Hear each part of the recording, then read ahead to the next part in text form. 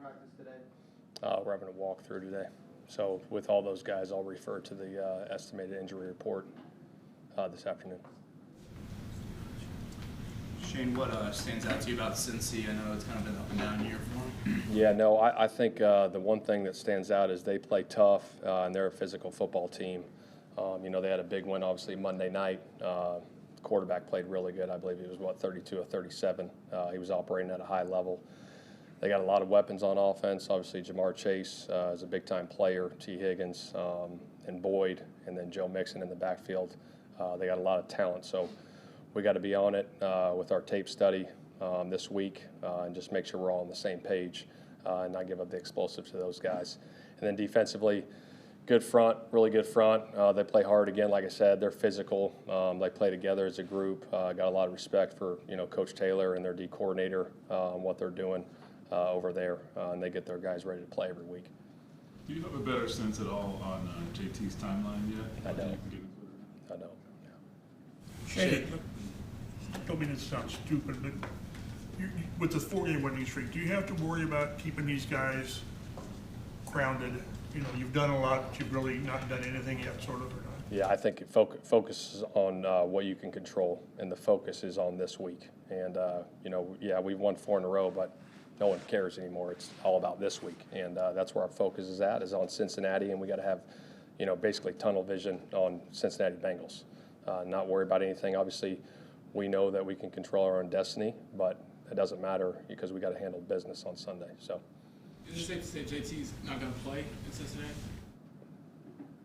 We'll see. Yeah. Do you show your guys the playoff standings?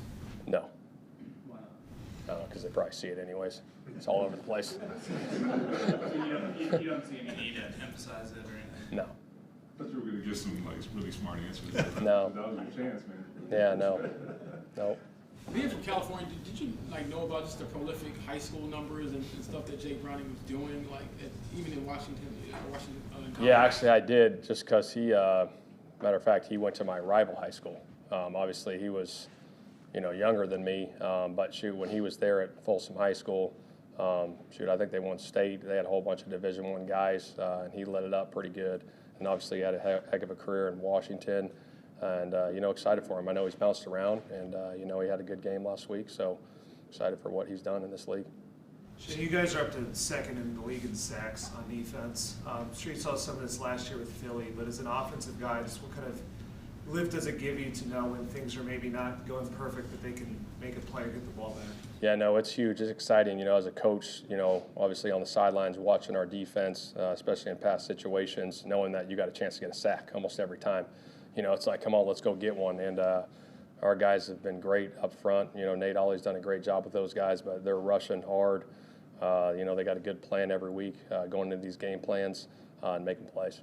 Shane, the protection on those 2 deep balls to Allen looked pretty good. Just when you have that kind of protection that you can trust on those plays, for lack of a better question, how does that open up a playbook?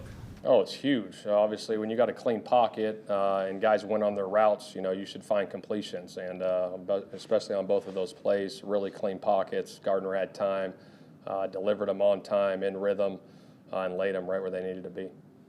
Shane, do you think having Grover back just helps out your run game and cures a lot of? Yeah, it's huge. I mean, anytime you get a big-time player like that back in the fold, it's huge. So we're excited to have him back. I know he's going to be a big help for us this week. You notice more issues in front of your linebackers or more offensive linemen, I guess, getting to that second level? Say that again, the first part. Do you notice more offensive linemen getting to your linebackers without him? I mean, not really. But yeah, he helps. It's kind of obvious, but he definitely helps our defensive line. He's a really good player, and he's a big-time player that's going to help us on Sunday. Shane, during this winning streak, it seems like it's been a lot of team football, just everyone, all 3 phases work together. Is that something that you continue to stress with these guys as you continue these 5 games left to go here? Yeah, I think that's a great point. It is. It's an ultimate team game, and shoot, you never know. Obviously you want to play complementary football in all 3 phases, but sometimes if one side of the football ain't playing great, the other side lifts them up. And like last week, it was our special teams coming up huge. And again, credit to Coach Mason dialing those things up and those guys executing it to get 2 punt blocks in a game. Shoot, that's a huge momentum changer, big time plays. But yeah, no, it's exciting for everybody. Is that sort of what maybe a Grant Stewart kind of shows?